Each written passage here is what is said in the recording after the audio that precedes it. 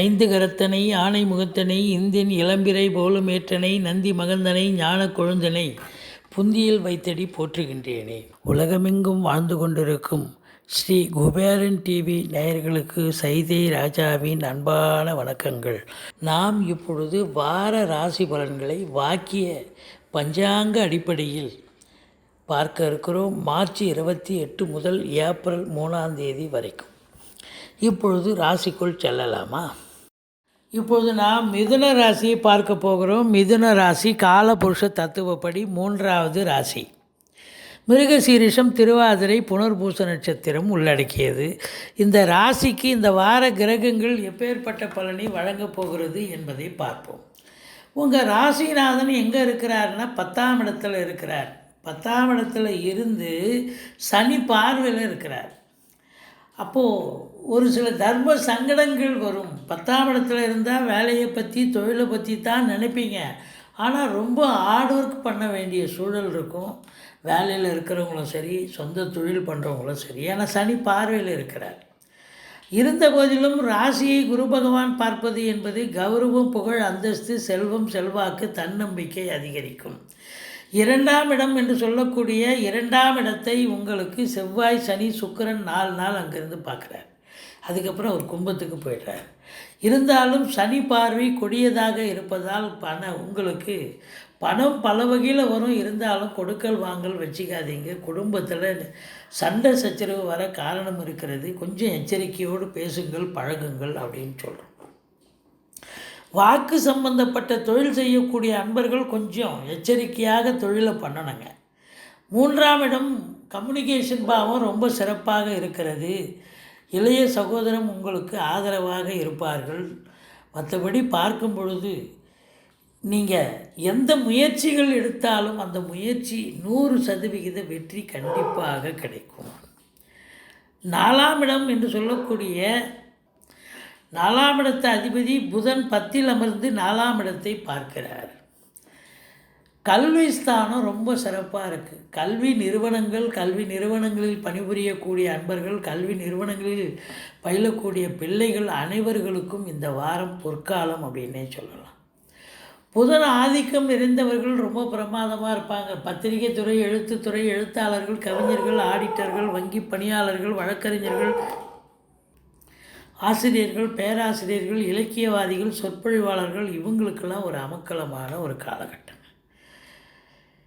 தாய் வழி சொந்தங்கள் உங்களுக்கு ஆதரவாக செயல்படுவார்கள். 5ஆம் இடத்தை குரு பகவான் பார்க்கிறார். பூர்வ புண்ணிய ஸ்தானம் வலுப்பெறுகிறது. குலதெய்வத்துடைய அனுகிரகம் கிடைக்கிறது. ரிஷிகள், முனிகள், குருமாருடைய ஆசீர்வாதம் கண்டிப்பாக உண்டு. 5ல் கேது இருந்து குரு பார்வையில் இருக்கிறதால உயர்கல்வி படிக்கக்கூடிய உங்கள் பிள்ளைகள் ரொம்ப நல்லா படிக்கிறாங்கன்னு அங்கேருந்து இன்ஸ்டியூட்ஸ்லேருந்து நல்ல தகவல் கண்டிப்பாக வரும். 7ஆம் இடம் என்று சொல்லக்கூடிய இடத்த அதிபதி குரு பகவான் 9ஆம் இடத்துல இருக்கிறார். வாழ்க்கை துணை அல்லது மனைவியால் யோக பாக்கியங்கள். ஒன்று, அவங்க வேலை பார்க்குற இடத்துல ப்ரமோஷன், இன்க்ரிமெண்ட் கிடச்சி அதில் ஒரு சந்தோஷம், மன நிம்மதி. அல்லது அவங்க பிறந்த வீட்டிலேருந்து லிக்விட் கேஷை, ஜுவல்ஸோ கொண்டு வரக்கூடிய ஒரு அமைப்பு இருக்குது. அதனால் ஒரு மன நிம்மதி, சந்தோஷம். இப்படி வாழ்க்கை துணை அல்லது மனைவியால் ஒரு ஆதரவு, சந்தோஷம் கிடைக்கக்கூடிய ஒரு அற்புதமான ஒரு வாரம் அப்படின்னே சொல்லலாம். 8ஆம் இடத்தில் சனி பகவான் இருக்கிறார். செவ்வாய், சுக்கிரனும் இருக்கிறார்கள். 8 8ல் இருந்தால் வரா கடன்கள் வசூலாகும். இன்சூரன்ஸ் பணம் கிளைம் ஆகி கைக்கு வரக்கூடிய ஒரு காலகட்டம். இதையும் தாண்டி உங்களுக்கு பார்த்தீங்கன்னு சொன்னால் வீட்டில் வயசானவங்க இருந்தால் அவங்க தேக ஆரோக்கியம் சிறப்பாக இருக்கும். மொத்தத்தில் 9ல் குரு பகவான் இருப்பது என்பது வெளிநாடு, வெளியூர், வெளி மாநிலம் செல்லக்கூடிய அன்பர்கள் தாராளமாக போகலாம், நல்லதே நடக்கும் அப்படின்னு சொல்லலாம். பாக்கிய நிறைவை பெறுகிறீர்கள்.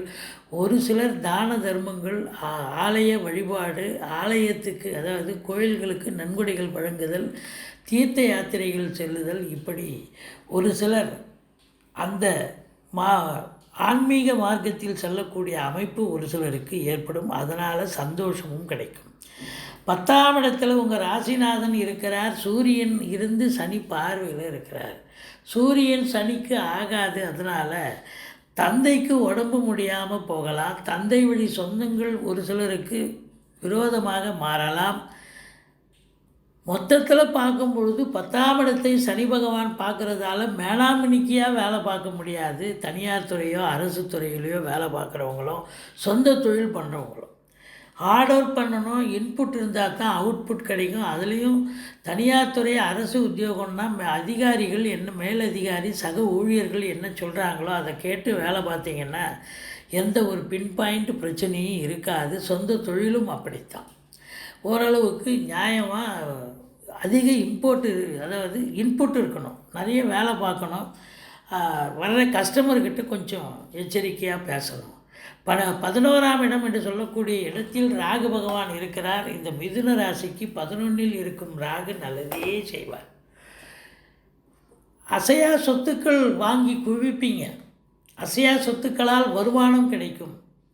முதல் திருமணம் முறிவு ஏற்பட்டவர்களுக்கு 2வது திருமணத்தை நடத்தி வைக்கக்கூடிய ஒரு அமைப்பு இருக்கும். ராகு வெளியூர், வெளிநாடு, வெளிமாநிலம் ஆட்சியும் போய் நல்ல சம்பாத்தியத்தை உண்டு பண்ணுவார். மொத்தத்தில் இந்த வாரம் ஒரு க்ஷேமமான ஒரு வாரம், அலைச்சலே இல்லாத அற்புதமான ஒரு வாரம். வேலை விஷயங்கள் திருப்திகரமாக இருக்கும். பண வரவு நல்லா இருக்கும். அதை வச்சு ஓரளவுக்கு பேங்க் பேலன்ஸ் உயரும்.